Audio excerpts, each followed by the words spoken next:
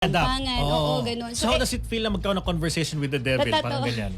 Ay, grabe Siyempre, po. di ba iba yung boss? Ramdam mong ibang tao yun dun sa Yes. kinakausap nyo. So, paano mo sa kinakausap? You gotta be tough ba yung bosses mo? Paano yun?